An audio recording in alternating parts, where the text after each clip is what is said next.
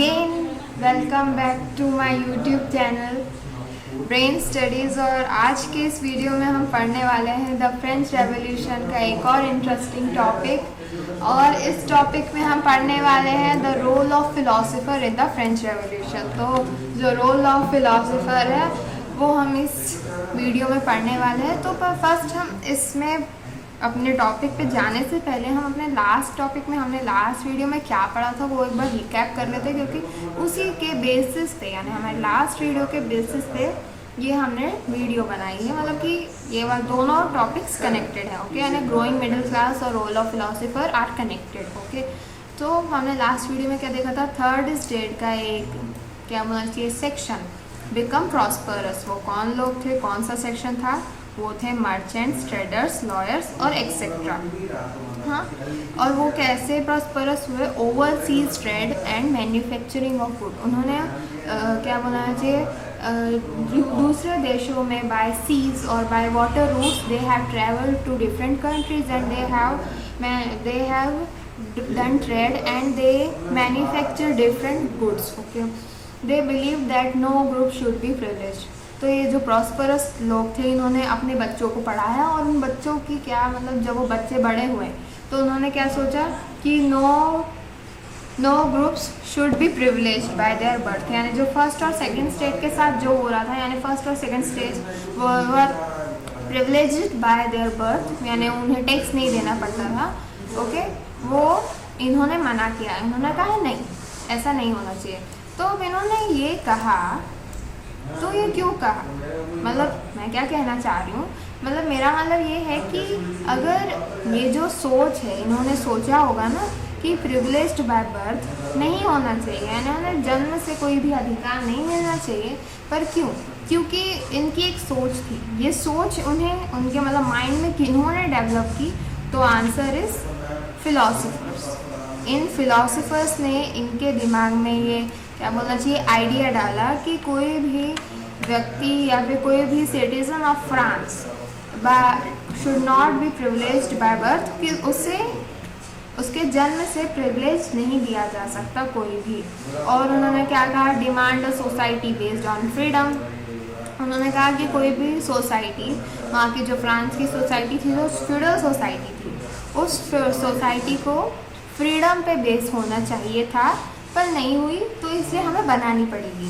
Okay, और उन्होंने कहा इक्वल लॉज होने चाहिए, इक्वल अपॉर्चुनिटी सभी को प्रोवाइड होनी चाहिए। तो अब ये सारे जो आइडियाज़ थे, प्रिविलेज्ड बाय बर्थ का जो पोजीशन था, फ्रीडम होनी चाहिए, इक्वल लॉज होने चाहिए, अपॉर्चुनिटीज़ होनी चाहिए, ये सब मिडिल क्लास के दिमाग में भरा किसने? तो आंसर था ओनली ऑन फिलोसोफर्स। तो ये फिलोसोफर्स थे कौन? Philosopher is a common citizen who have a different way of thinking, जिसके व्यूज़ हो एनलाइटेंड, जिसके आइडियाज़ हो एनलाइटेंड, जिनके सोच थोड़ी नॉर्मल या कॉमन लोगों से अलग हो, वो होते थे फिलोसोफर्स। ओके, उन्हें फिलोसोफर कंसिडर किया जाता था। और क्यों कहा जाता था कि वो फिलोसोफर्स हुए? क्योंकि उनकी एक अलग सोच थी, वो थोड़ा सोसाइटी से हटकर और अच्छा सोचते थे। ओके, इसलिए उन्हें फिलोसोफर कहा गया। ओके, तो इनका they gave various ideas regarding equality and freedom. तो फ्रांस में इन्होंने ढेर सारे आइडियाज़ दिए जो इक्वालिटी और फ्रीडम को सपोर्ट करते थे। ओके, तो आपकी बुक में कुल मिला के 3 फिलोसोफर्स के बारे में दिया गया है, John Locke, Jean Jacques Rousseau, Montesquieu. Okay, इस टॉपिक में हमारे पास अभी बस जीन जैक्स रूसो और मॉन्टेस्क्यू है। आगे जो हम टॉपिक्स पढ़ेंगे उसमें हमारे पास जॉन लॉक भी होंगे। पर मैंने क्या सोचा कि ये तीनों को एक ही वीडियो में कंटिन्यू कर देते हैं। क्या है ना कि अलग अलग वीडियो बनाओगे तो आप आधा इधर से पढ़ो फिर आधा उससे पढ़ो, क्योंकि इस टॉपिक से रिलेटेड एक क्वेश्चन बनता है, ऐसा बनता है कि what are the roles of philosopher in the French revolution, right about their books. Okay, ऐसे एक क्वेश्चन बनता है 3 to 5 मार्क्स का, इसलिए मैंने इसका एक अलग ही वीडियो बना दिया। ओके, तो फर्स्ट है जॉन लॉक। जॉन लॉक ने एक बुक लिखी थी, 2 ट्रीटीज ऑफ गवर्नमेंट। ओके, ये सब आप लिख लें, पूरी स्लाइड में जो भी है सब लिखना है आपको। ओके, तो 2 ट्रीटीज ऑफ गवर्नमेंट उन्होंने लिखी। उसमें उन्होंने एक आइडिया दिया, वो या फिर कह लो उस बुक की समरी क्या थी वो थी refute the doctrine of the divine and absolute right. Okay, उन्होंने क्या कहा कि जो भी फर्स्ट और सेकंड, जो इंग्लिश में यहाँ पे जो भी बड़ा बड़ा लिखा है आपको समझ नहीं आया होगा, इन हिंदी में बताऊँ। इन्होंने कहा कि ये जो फर्स्ट और सेकंड स्टेट को ये फ्यूडल सोसाइटी ने प्रिविलेज किया गया था, उन्होंने कहा था कि वो लोग टैक्स नहीं देंगे, बस थर्ड स्टेट देगी। तो उन्होंने कहा नहीं, ऐसा नहीं होना चाहिए, अगर तुम टैक्स ले रहे हो तो सबसे लो, क्योंकि हमने देखा था कि वो जो क्या बोलना चाहिए, सॉरी, लुइस 16 की जो ट्रेजरी वो खाली हो रही थी, और वो खाली हो रही, तो उसे भरने के लिए बस थर्ड स्टेट पे ही डिपेंडेंट या फोर्समेंट कर रहा था। उसने कहा कि नहीं, यानी जॉन लॉक ने अपनी बुक में कहा नहीं, तुम टैक्स ले रहे हो तो सबसे लो। ओके, और अगर कि तुम बस फर्स्ट और सेकंड से नहीं ले रहे हो तो थर्ड से भी मत लिया करो। पर ऐसा वो हो नहीं सकता, क्योंकि अगर टैक्स नहीं लेगा राजा तो फिर वहाँ के फ्रांस का डेवलपमेंट रुक जाएगा।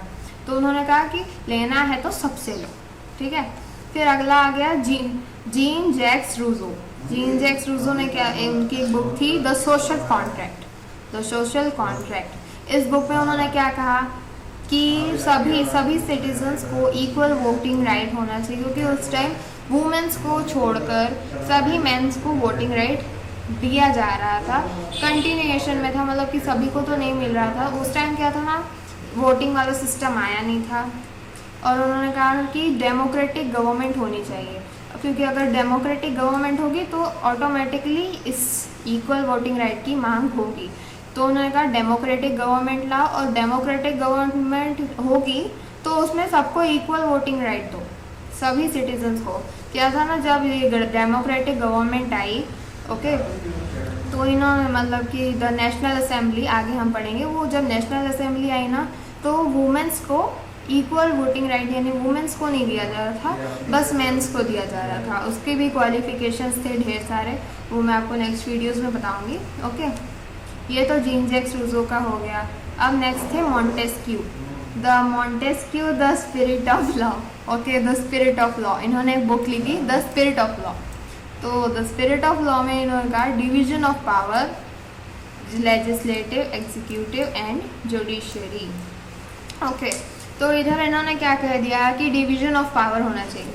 आपने अगर 8th क्लास में पढ़ाई की है अच्छे से, तो आपको याद होगा कि पॉलिटिक्स में हमने पढ़ा था division of power, legislative, executive और जुडिशरी। लेजिस्लेटिव क्या करता है कि सारे रूल्स बनाता है, एग्जीक्यूटिव उसे अमेंड करवाता है, और जुडिशरी उन्हें फॉलो करवाता है। यानी कि अगर कोई जुडिशरी क्या करती है, अगर कोई भी रूल तोड़ता है तो उसे क्या करती है, उसे पनिशमेंट देती है जुडिशरी, जिसमें हमारे जजेस आ जाते हैं, हमारे सुप्रीम कोर्ट, हाई कोर्ट और ये सारे कोर्ट्स वगैरह आ जाते हैं। ओके, तो फिर बाद में इन्होंने क्या कहा कि डिवीजन ऑफ पावर होना चाहिए, क्योंकि फ्रांस में क्या था, राजा मोनार्क वाला सिस्टम चल रहा था। मोनार्क सिस्टम में सारी की सारी पावर, यानी कि इन तीनों, क्या बोलना चाहिए, तीनों एसोसिएशंस की पावर एक ही सिटीजन में होती है, वो होता है किंग ही रूल्स बनाएगा, वो उसे अमेंड भी करवाएगा, उसके वो पनिशमेंट भी देगा अगर रूल तोड़ा गया तो। उन्होंने कहा नहीं, ऐसा नहीं होना चाहिए, क्योंकि हो सकता है कि अगर एक बंदे में आप ढेर सारी पावर डाल दो तो हो सकता है वो करप्ट हो जाए। उन्होंने कहा कि अगर तुम सारी पावर एक ही पैकेट में ठूस दोगे तो वो तो फट जाएगा ना। तो उन्होंने क्या कहा कि नहीं, आप ये जो पावर है इसे 3 टाइप की क्या बोलना चाहिए कमिटीज़ में डिवाइड कर दो, ताकि क्या होगा कि आपका जो लेजिस्लेटिव वाला जो सिस्टम है वो अच्छे से लेजिस्लेटिव अलग काम करेगा, एग्जीक्यूटिव का अलग से काम करेगा, जुडिशरी अलग से काम करेगी।